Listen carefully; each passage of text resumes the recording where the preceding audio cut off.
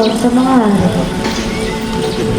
Sila ay ngayon may tawag gikan sa Baal sa lisan, ang nagdalag kawaan kabuong pan, ang hinimo si Bada nga unang abot. Nagdala usab siya bagong inani, ang si Bada aron ipakaon niya sa mga propeta. Si Eliseo ingon kang gihasi, ihatag kini sa mga tao aron kanon nila. Apan ang iyang sulugoon mingon, dili kini paiko sa usa ka datos ka tawo. Busa mingon si Eliseo pag-usab, ihatag kini sa mga tao aron kanon nila. Kaya nag-ingon ang Ginoo nga dili kini mahurot nila. Busag idulot kini sa sulugoon ngadto sa mga tao. Nangaon sila ug may nasalin sumala sa gingon sa Ginoo. Ang pulong sa Ginoo. Salamat.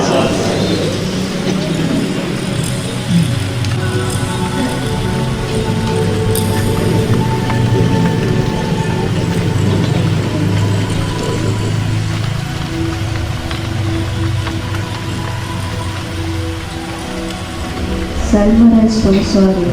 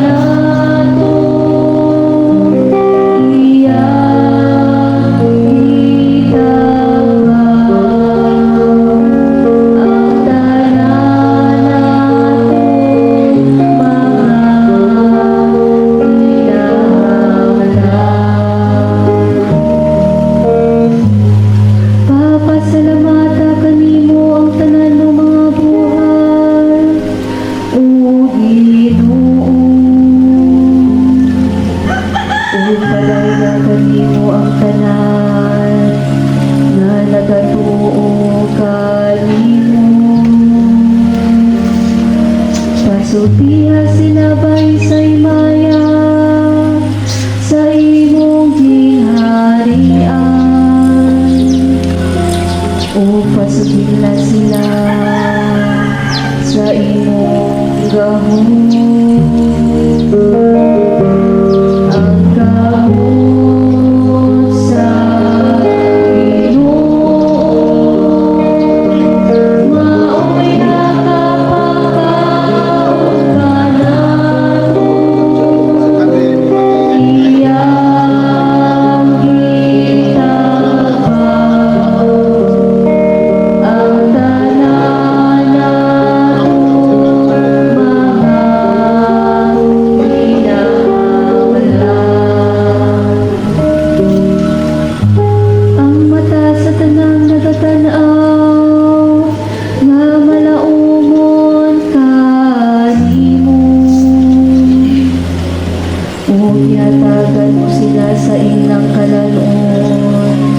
sa gusto nga panahon. Gibukhan mo ang imong kawon, o gitagba mo ang tinuha sa tanang buhi.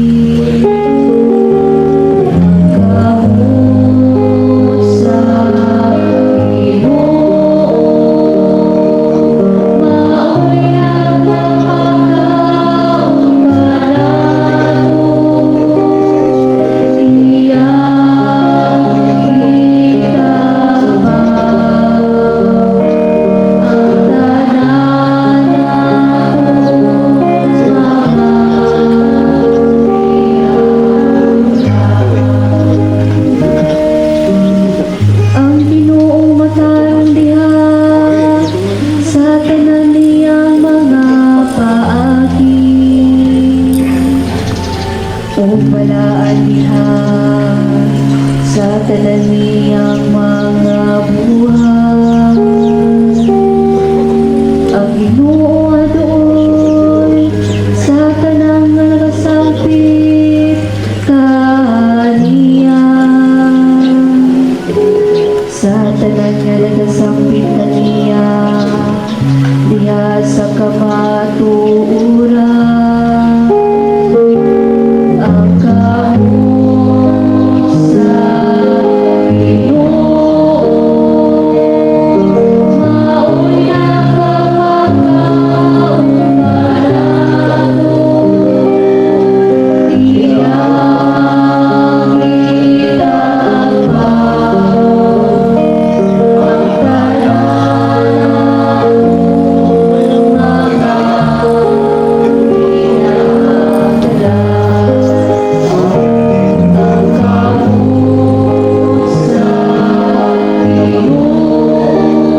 Iyang itakbaw ang tanan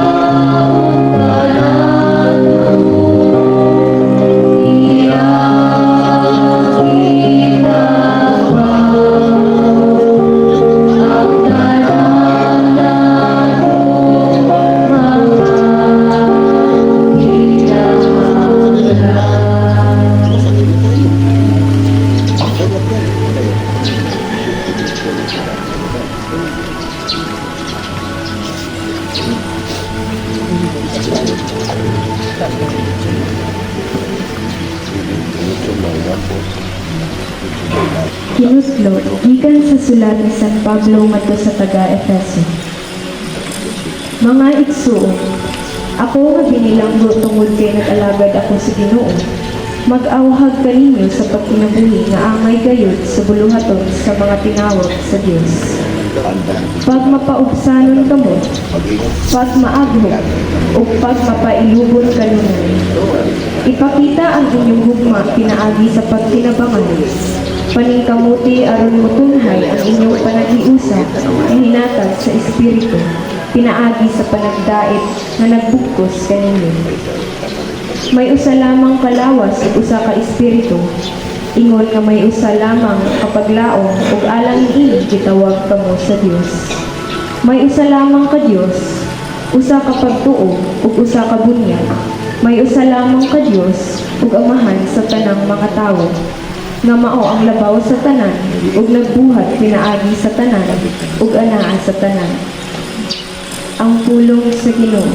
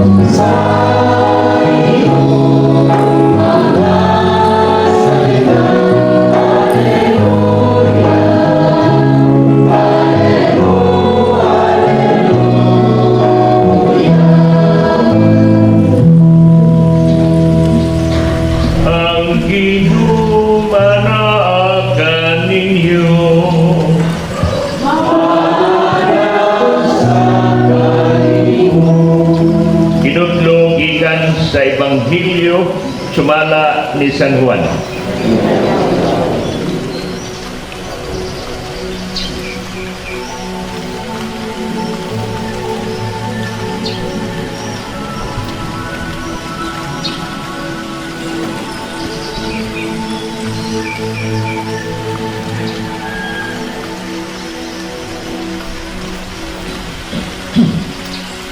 Humani ini mibalik si Jesus pagtabok sa lanaw sa Galilea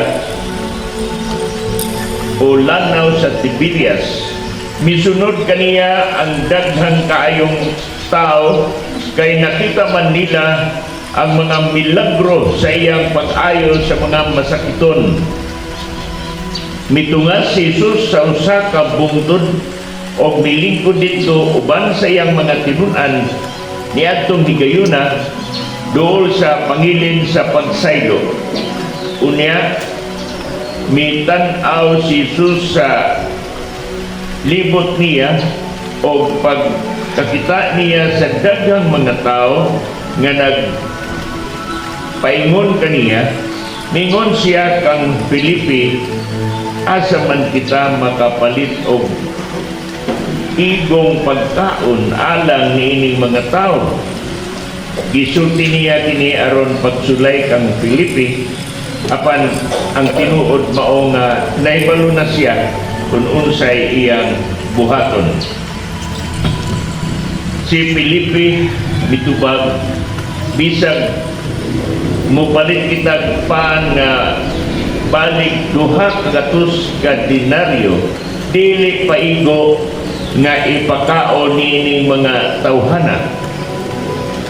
Usa sa iyang mga tinunan nga si Andres, igsuon ni Simon Pedro, mingon kang Jesus, ani ay batang lalaki dinhi nga may 5 ka paan nga sibada ug 2 ka isda, apan mag-unsa man kini alang nining tanang tao. Si Jesus mingon kanila, balingkura ang mga tao, may daghang balili dit niadtong dapitan. Busa ng lingkod ang mga tao nga may gidaghanon nga 5,000. Unya, gikuha ni Jesus ang paan, gipasalamatan niya ang Diyos o giapod-apod niya kini ngadto sa mga tao. Mausap kini ang iyang gibuhat sa isda o silang tanan nakakaon kutob sa ilang gusto. Sa nangabusog na silang tanan, mingon siya sa iyang mga tinunan, tipusan ninyo ang mga salin aron walay mausik. Busa gihipos nila ang tanan o ang salin sa 5 ka paan nga sibada nga gikaon sa mga tao, napulog 2 ka bukag. Sa pagkakita sa mga tao sa milagro nga nabuhat ni Jesus, mingon sila sa walay duha-duha, siya gayud ang propeta nga muanhi sa kalibutan. Nakamatikod si Jesus nga muduol sila kaniya o kuhaon siya aron pugson nga mahimong ilang hari. Busa mibalik siya nga nag-inusara ngadto sa kabungturan. Kay sunan ang Ebanghelyo sa Ginoo.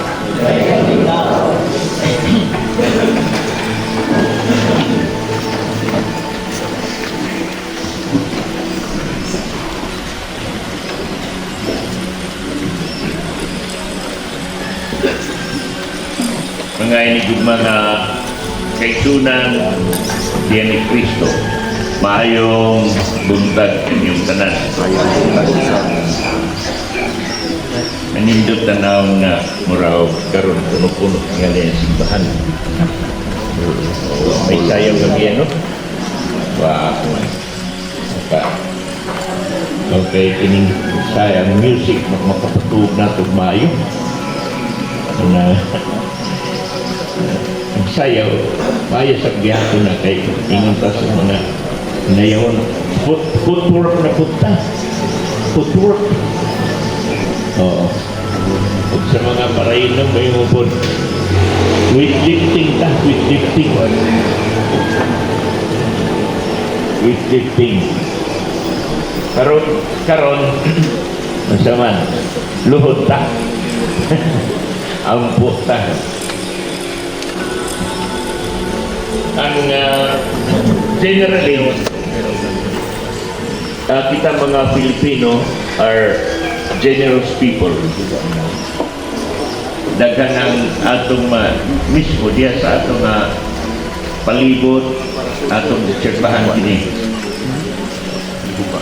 O bisan gani sa mga kadtong panahon ni Magellan nga nag-expedition siya, kada dunggo niya welcome sila pantagaan dito mga prutas, mga pagkaon, no? People are so generous. Filipinos are generous people. Mga sa atong experience, makita nato may mga projects kada kini na lang ang simbahan.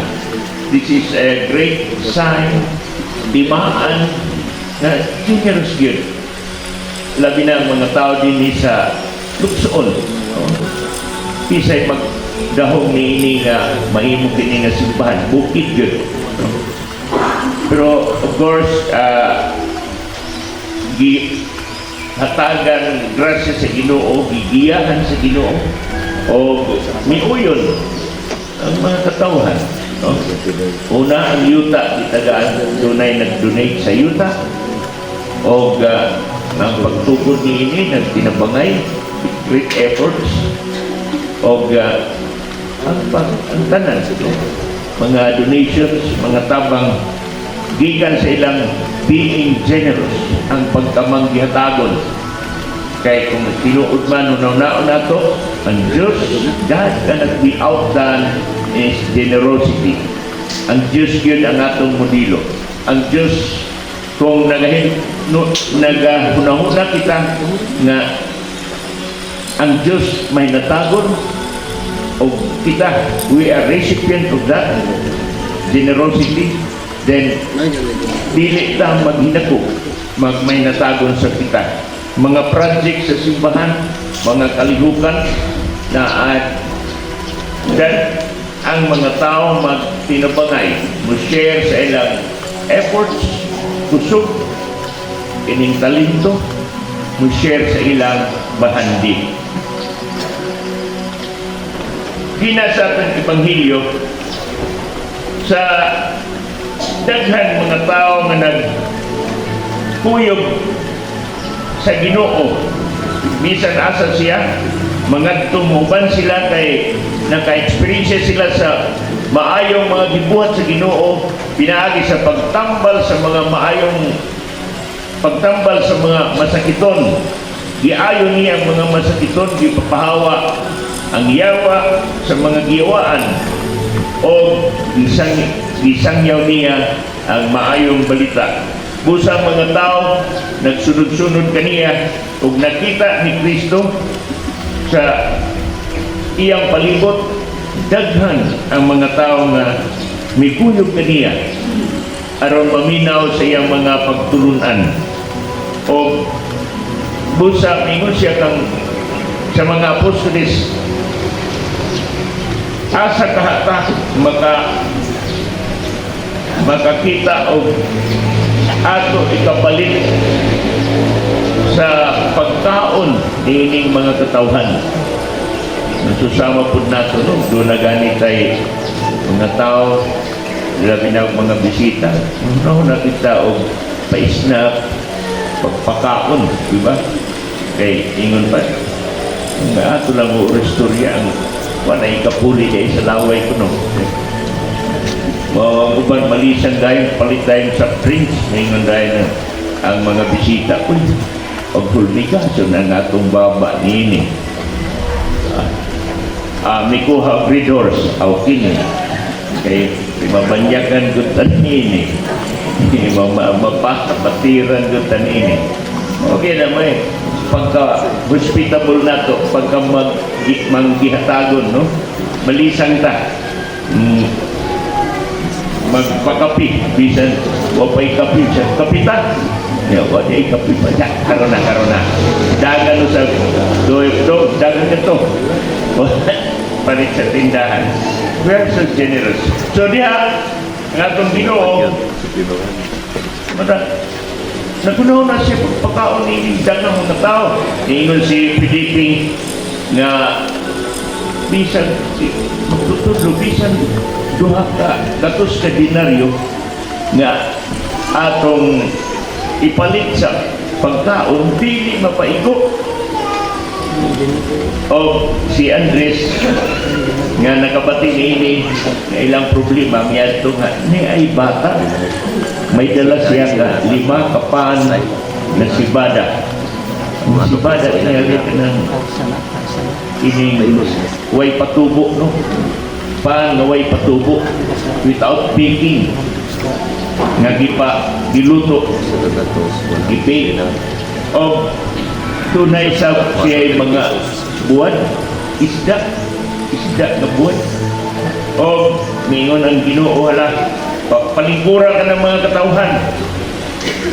Paligura ang mga katawhan diya sa usa ka ebanghelyo kang San Mateo tingali mingon siya palingkura sila pundok-pundok at napulo tingali ito ka grupo sa kada grupo o mingon siya sige distribute kini ngadto sa katawhan i-distribute ang 5 kabuok pan, no? O 2 kabuok isda gibahin-bahin ngadto sa daghang mga tao nga giingon 5,000 ang mga Hudiyo muihap sila sa mga lalaki ra ang mga babae o mga bata dili nila ihapon, no? way apil sa ihap. So 5,000 imagine na 5,000 ang mga lalaki ra kadto kay mamuyog man ang ilang mga asawa o sometimes ang pamilya kita mo nini nga itong mga kaigsuunan, mga badyaw na mga anak na badyaw. Makita ka gani usa ka babae na ako'y bata anak pero ang lalaki na ato na nag-antaw-antaw lang tanaw akong tingali may sa kasako gani hatag kapugas abuat na modol kay sa imo alsa. So mauga gihapon ang mga Hudiyo, no? Naguguy-hugoy sila pamilya dito 5,000 ka mga tao pagkanon sa 5 ka buok pan o 2 ka buok isda o nangaon sila nangabusog o mingon ang Ginoo nga sige tiguma ang salim ayaw kita pag-usik which is very true basta bisag unsa labi na sa pagkaon ayaw kita pag-usik. So ilang itigong nakapuno pa o pila 12 ka bukag o sa munang bukag sa ilaha kuwan tingali na alat o sa ato alat o 12 ka imagine na nanganak ang 5 ka bukpan 2 ka bukpan isda nahimo ang milagro ang bata nga manggiyatagon maoy maingon nato tabang diha sa pagkahimo nga milagro. In other words, kung wala ang bata dili mahimo ang milagro nga makapakaon og 5 ka buok 5,000 nga katawhan way ihap ang mga babae ug ang mga bata. Usa ka dako nga milagro ilang nakita o ilang naobserbahan tungod sa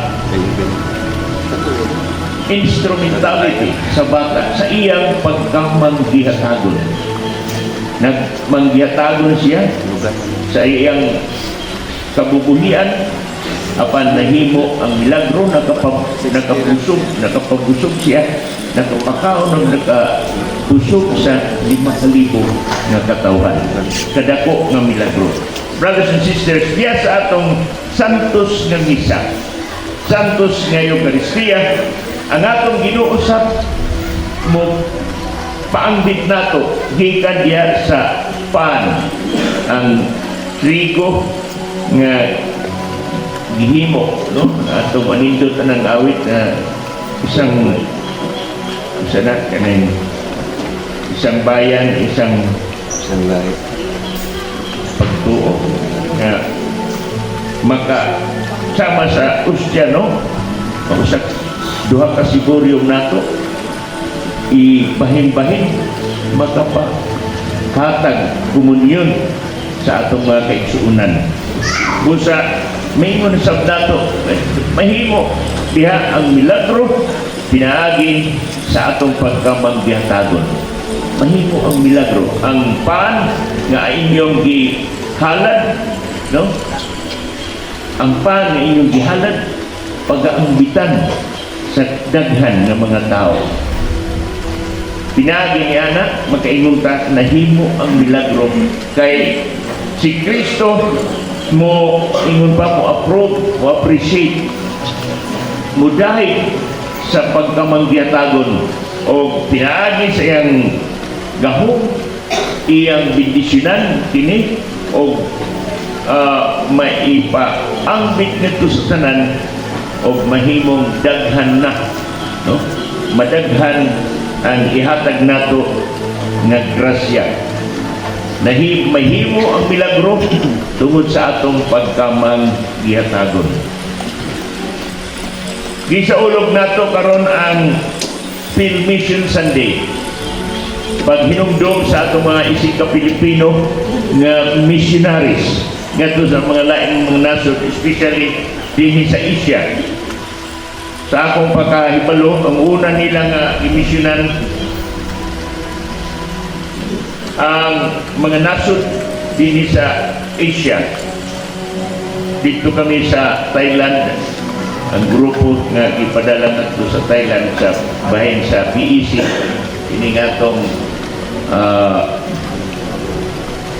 paagi sa atong prayer session, no? Dito nato na nakuha sa Thailand sa kining daghan ng mga representatives from different countries, and to find out bisan sa China ang ilang representative Pilipino, no? Pilipino gikan sa mga kasikbit nga mga nasod.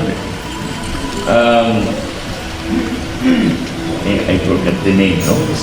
Mga Pilipino gihapon, mga taga Cebu o usa ka Tagalog o Bisaya. Indonesia gani, usa ka pare o usa ka Pilipino. Takloban pagod ang iyang tatay, nagpuyo sa Mindanao, nag-migrate sila nato sa Indonesia. Siya ang ingon nato, sinaligan niya sa ilang BEC. So mga Pilipino, no,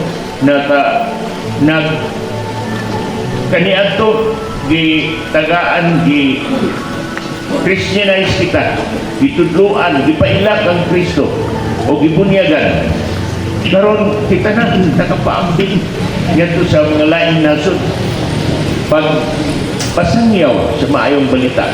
So ang gamay, ang pilara nga nabunyagan o naka-angkon sa Kristohanong pagtuo, midaghan nahimo, dunay milagro nga nahimo.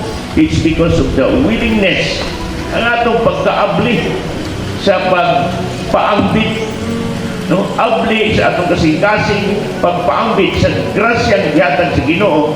Labi na niini nga ang atong grasya sa pagtuo mao na nga karon daghan na nga mga Filipino missionaries ngadto sa daghan sab na nga mga nasod, dili na lang nga rin sa Asia, no?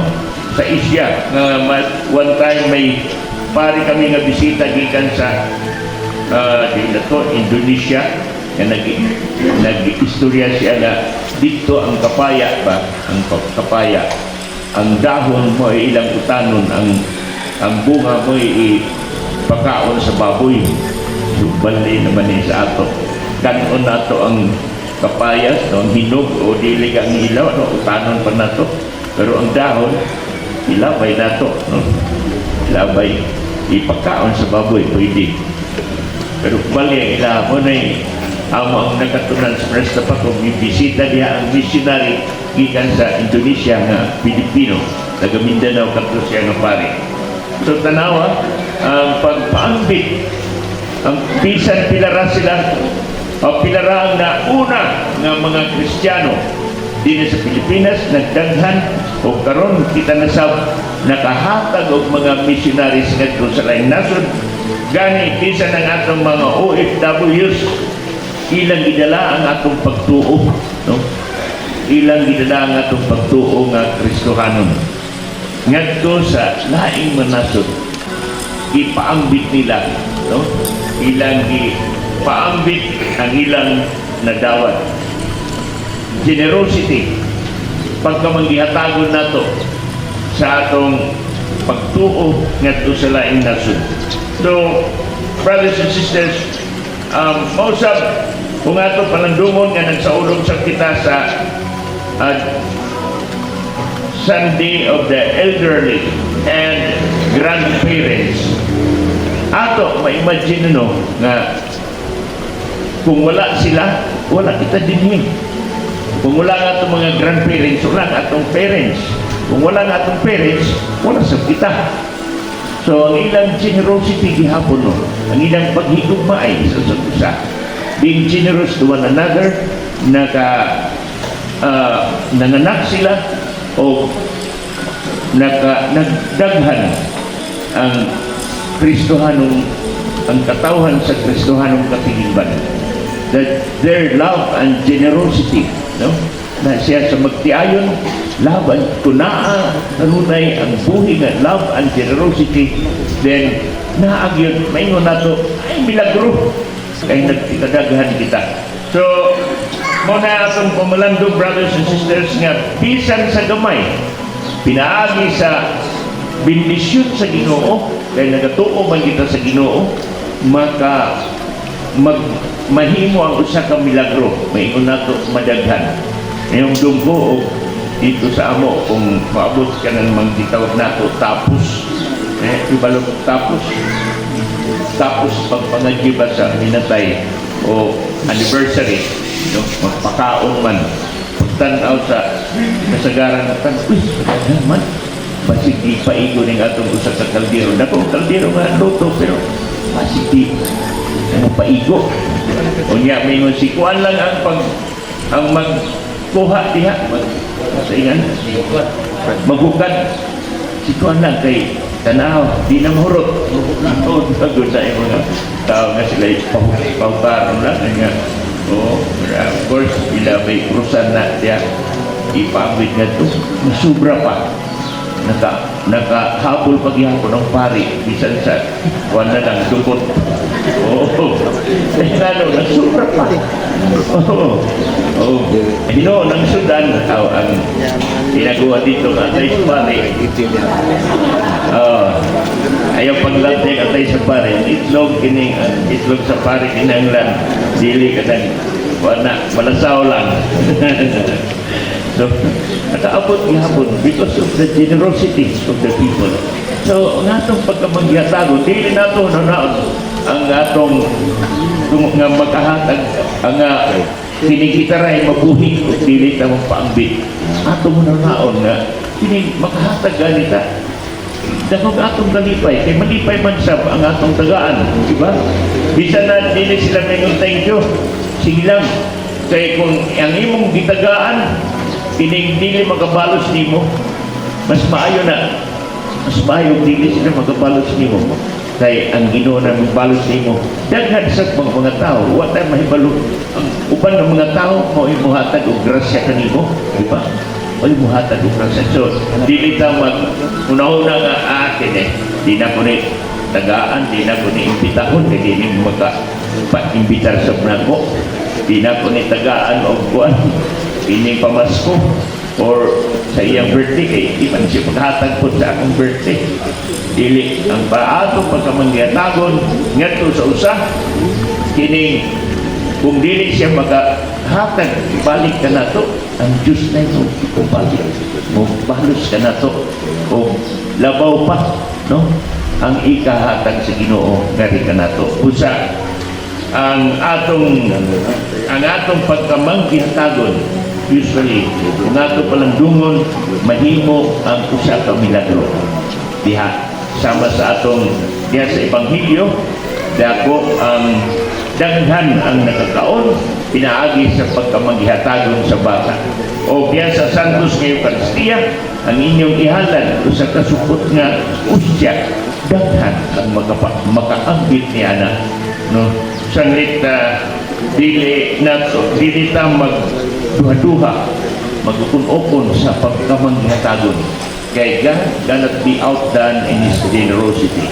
May natago ng Diyos, di ba? May natago ng Diyos. o labi na o mag-ampok ta, masuot kita kaniya, may natago ng Diyos. Dili kita pabayaan, magpadayon siya sa amuma, atiman ka nato diya sa atong tibuok kinabuhi.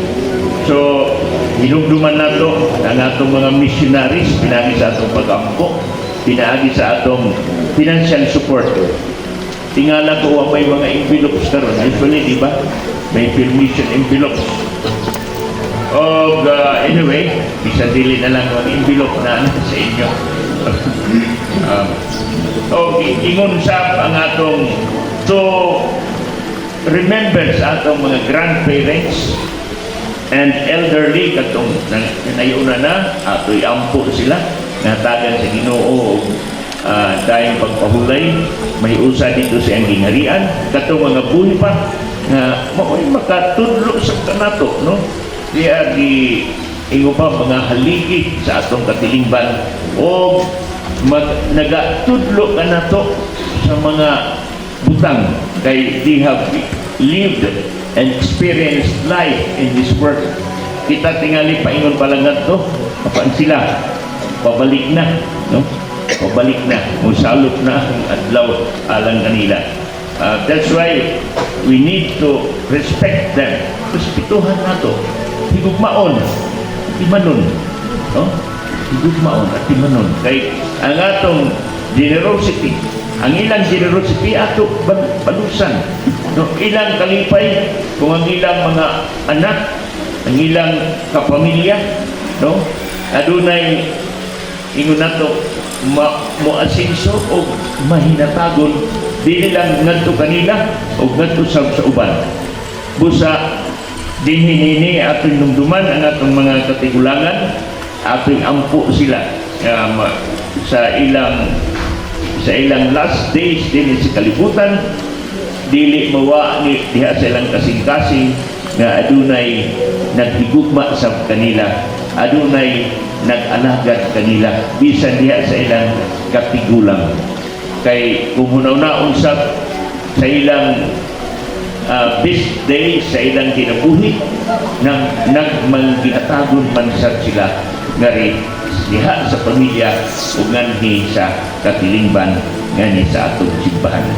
Busa ato kini hinumduman nga mga atong kaigsunan, mga elderly, ang atong mga grandparents o silang tanan bisan dili nato pahindik hinumduman nato sila iampo nga ingon pa all things will be all right diha sa Ginoo kay kitabangan nato sila sa pag-ampo ato sila kung kinahanglan og medisina hatag sa medisina o kung sa nga atong ikapaangbit ngadto kanila aron bisan mamatay naman lang sila ingon pa ni Mother Teresa they should that there remain the pagbati sa paghigugma sa iyang isig katao o sa smile nila diya sa ilang mga labi. Amen.